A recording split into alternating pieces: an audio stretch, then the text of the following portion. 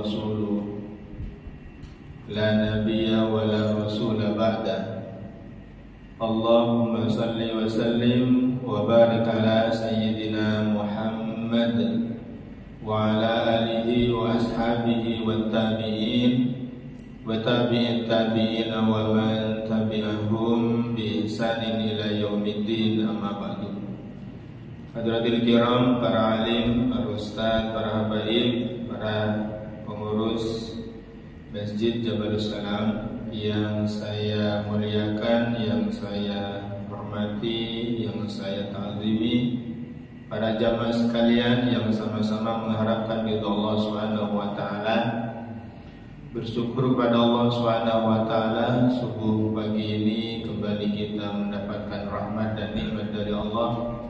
Nikmat untuk kita bisa hadir di masjid ini, untuk kita sama-sama melaksanakan sholat subuh secara berjamaah. Semoga semua ibadah kita yang sunnah, yang fardu, semuanya dikabulkan oleh Allah Subhanahu wa taala. Amin ya rabbal alamin. Mudah-mudahan bapak-bapak semuanya diberikan keberkahan umur, keberkahan rezeki dan sehat walafiat. Putra-putri, anak cucunya mudah-mudahan jadi putra-putri, anak cucu yang soleh dan solehah. Amin ya rabbal alamin. Dan termasuk mudah-mudahan menjadi orang-orang yang mengajak kepada huda, kepada petunjuk. Kita berlindung kepada Allah daripada kesesatan. Pagi ini kita akan membahas tentang lanjutan bahasa tentang dosa-dosa besar atau al-kabair. Pada pagi ini kita sampai pada bahasan tentang dosa besar karena mengajak pada kesesatan atau memberi contoh di dalam hidup ini dengan contoh yang buruk lalu diikuti oleh orang lain. Kita meninggal, tapi keburukan itu berjalan, dosanya akan terus mengalir kepada kita. Na'udzubillahi min dzalik. Kita awali taklim ini, kajian ini dengan sama-sama baca basmalah. Bismillahirrahmanirrahim. Allah Subhanahu wa taala memerintahkan kepada kita perintah untuk mengajak orang lain itu kepada Allah. Perintah kepada sabil rabbik atau kepada al-khair, kepada petunjuk, kepada kebaikan. Banyak ayat Al-Quran yang memerintahkan kepada kita agar kita ini mengajak manusia kepada Allah Subhanahu wa ta'ala. Di antaranya di dalam surah Yusuf ayat 108 Allah berfirman, A'udzu billahi minasyaitonir rajim, Qul hadhihi sabili ad'u ila Allah ala basiratin ana wa man ittaba'ani wa subhanallahi wa ma ana minal musyrikin. Artinya, Kul, katakanlah, hadhihi sabili, inilah jalanku atau agamaku. Ad'u ila Allah, aku dan orang-orang yang mengikutiku mengajak kamu kepada Allah. Ala basyiratin ana wa man ittaba'ani, dengan hujah yang nyata.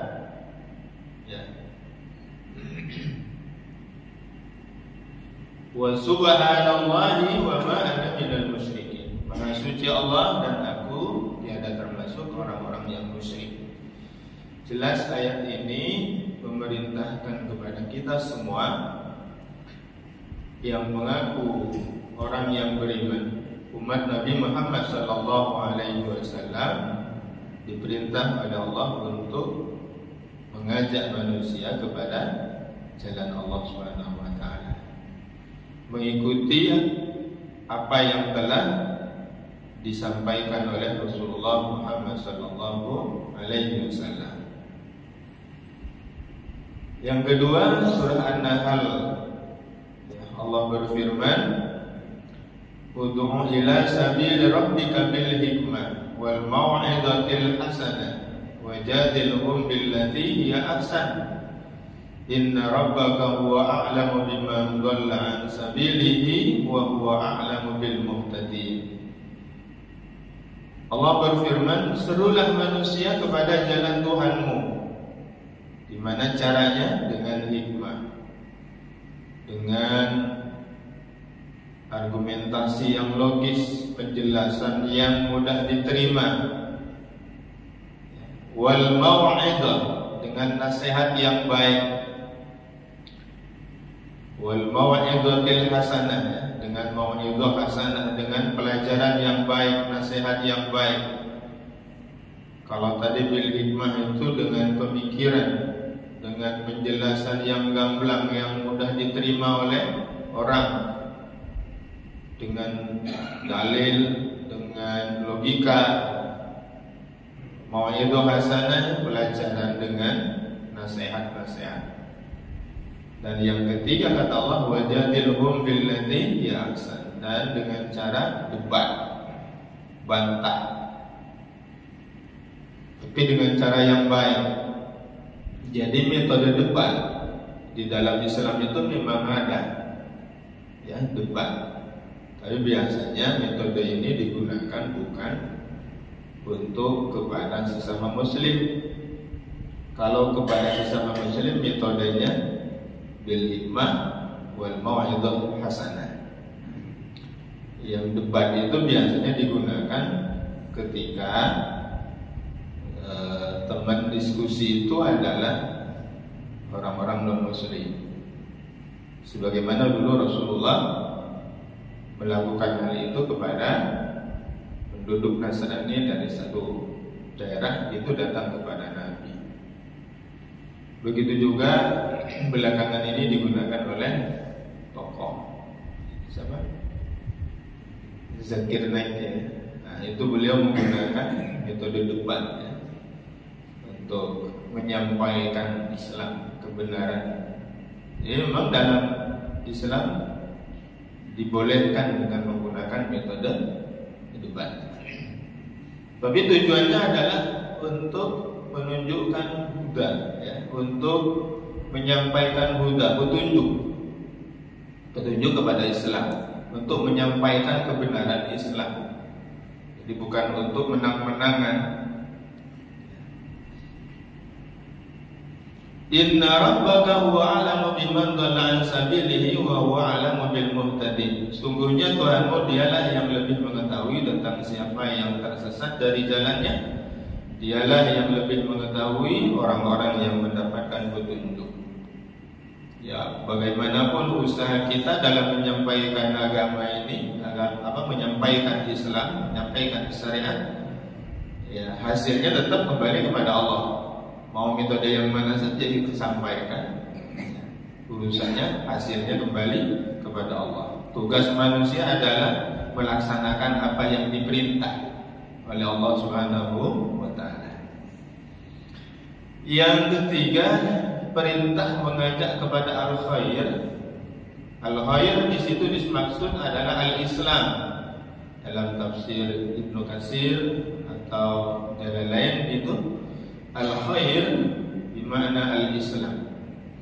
Wal takum minkum ummatun, hendaklah ada di antara kalian segolongan umat, yad'una ilal khair, yang mengajak kepada kebajikan, yakni mengajak kepada Islam.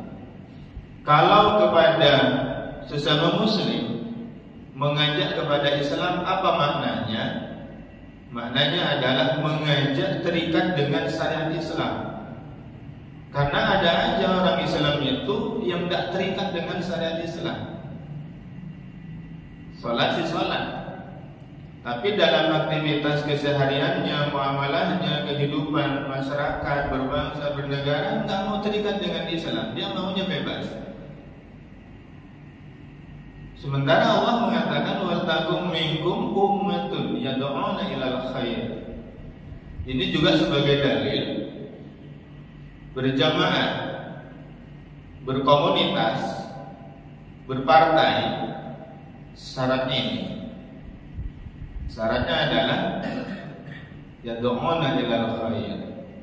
Komunitas, jamaah, ummatun di sini, ummatun segolongan umat ini artinya komunitas, jamaah, organisasi, partai, taifah, apalagi hizib ya, hizbiyah. Itu syaratnya dua. Yad'una ilal khair, aktivitasnya adalah mengajak kepada Islam. Kepada non-muslim berarti menyampaikan Islam kepada mereka tentang Islam itu. Hasilnya terserah mereka mau menerima Islam atau tidak. Tugas kita menyampaikan Islamnya. Lalu yang kedua adalah wa ya'muruna bil ma'ruf wa yanhauna 'anil munkar. Yang kedua adalah amar ma'ruf nahi munkar.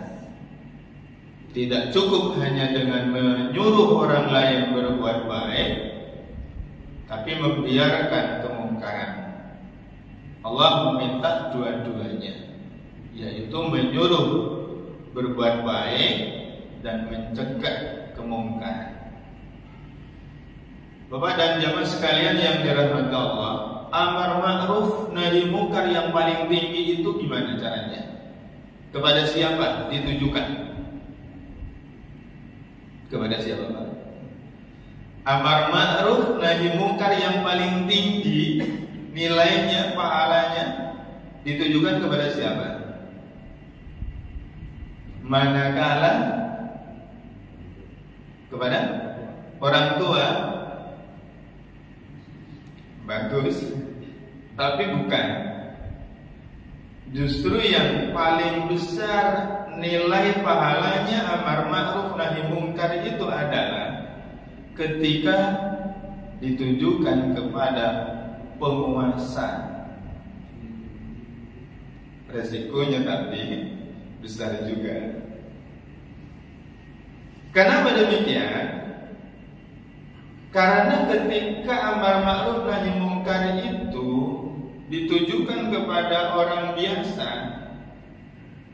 di antara kita, biasa bukan sebagai penguasa. Kalau dia mengikuti kebaikan, kebaikannya untuk dia seorang, atau paling dia menyampaikan kepada istri dan anaknya. Begitu juga kemungkaran yang ditujukan kepada biasa-biasa, orang biasa, rakyat biasa, kemungkaran dia cegah. Maka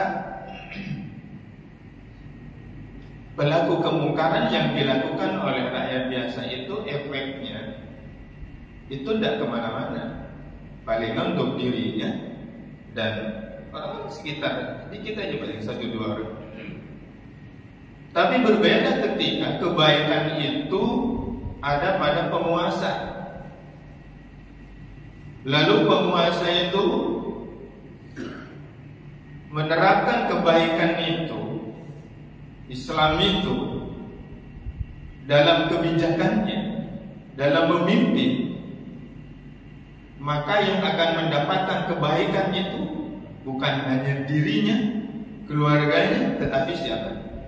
Seluruh rakyat yang dipimpinnya akan mendapatkan kebaikan dari kepemimpinannya.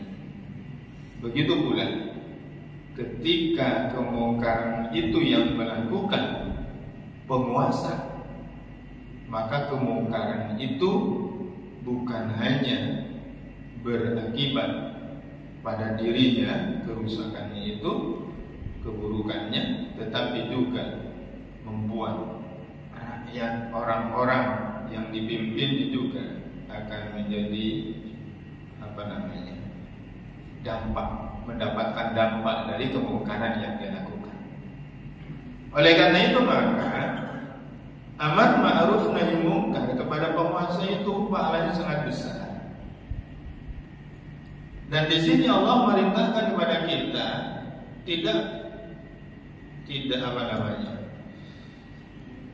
tidak dipilih-pilih, semuanya diperintah. Setiap kita menjadi sasaran perintah dari ayat ini, dan setiap kita menjadi objek sasaran yang diperintah dari ayat ini. Siapapun kita diperintah dan siapapun kita diperintah. Diperintah untuk yad'una ilal khair, ya'muruna bil ma'ruf wa yanhauna 'anil munkar. Dan kata Allah di akhir ayat ini, orang yang melakukan seperti itu ulaika humul muflihun. Orang yang beruntung. Dengan kata lain atau pemahaman sebaliknya adalah kalau kita tidak yad'una ilal khair dan tidak amar ma'ruf nahi munkar, berarti kita tidak mendapatkan keberuntungan. Artinya rugi. Karena yang disebut beruntung oleh Allah adalah orang yang yad'una ilal khair wa ya'muruna bil ma'ruf wa yanhauna 'anil munkar. Hadirin jamaah yang dimuliakan Allah Subhanahu wa taala.